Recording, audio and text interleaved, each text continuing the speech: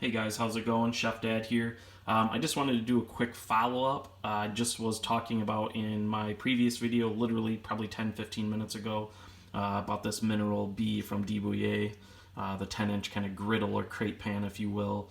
Talked about seasoning it, and I just wanted to cover that really quickly because I know some people have done it with, cast iron, carbon steel. There's, tons of other pans out there you can do kind of the same thing. All you're doing is applying a really thin coat of oil across of it and heating it up quite a bit to its smoke point, where basically you'll look right below kind of eye level, if you will, and you'll see a little bit of smoke coming off of it.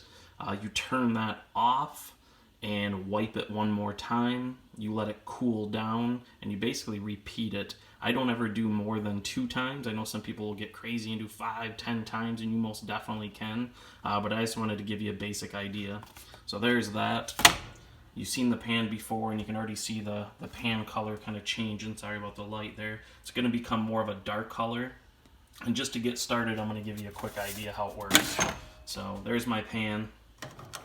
And now below, I'm going to go ahead and light this guy up. I would just go kind of full blast with the flame. These guys are really tough. Sorry about the dirt, guys. The handle, like I said, is really tough, oven proof as well. But basically you want to get some heat into the pan. Pick your choice of oil. Everybody will say you gotta use flaxseed oil or something else. Most people, including myself, I'm just a home cook cooking for my family. I don't have flaxseed oil on hand. I've used it in the past. You can do olive oil or canola oil. I'm just gonna grab some canola oil here. This is already starting to get some heat cruising off of it. You don't need very much at all. And I'm gonna switch hands here in a moment and I'll show you how much I'm gonna put in. You're good right there. You don't need very much at all. And you can actually see the oil glisten a little bit. So all I'm gonna do is take some paper towel. I'm gonna rub that in. It's really important that you guys leave a really thin layer. If you've done cast iron, it's gonna be just like it. So I'm gonna spin that cloth around and just keep wiping it. So that way, just enough to cover it, and there should be no drip spots at all. I already did the bottom for the sake of this video. You want to do this just like cast iron, like I mentioned, all the way around on the handle if it's going to go in the oven. Which, speaking of that, you could oil this up and throw it in the oven, 350, 400 degrees, and let it set for an hour, and then turn it off and let it cool down. So I feel pretty good here. I'm just going to spin this one other time. And let's see if we can tell by looking under there. So you can see the light, kind of the mirror reflection. So that darker color, you'll remember if I showed in the first video how silver it was. So now with that heat cranking and that oil on there, it's going to reach its smoke point like I mentioned, and you're going to see a little bit of heat kind of rise off of that. I don't think you're going to catch it in the video, but it will happen. It takes a little while, even on my stove where I have it blasted and I have a gas stovetop. If you have an electric or induction, it may even take longer.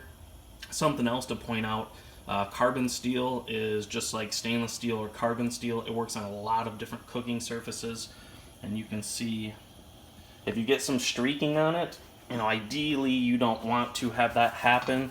On mine it happened, and as you season it and you cook like protein, meaning different types of meat, bacon, it will become non-stick. I've even goofed these up a little bit and they still work incredibly well. And yeah, just keep doing that. Like I said, you can do it a couple times and you can actually see the smoke rolling off of it.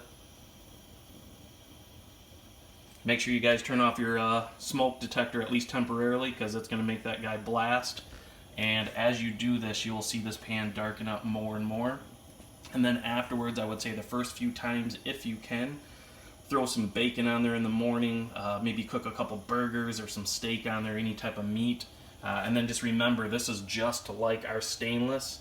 You're still going to have to throw a little bit of butter down in there, maybe a little bit of olive oil. But as you use this more, it will become more and more non-stick. I'm going to come down here and turn that off.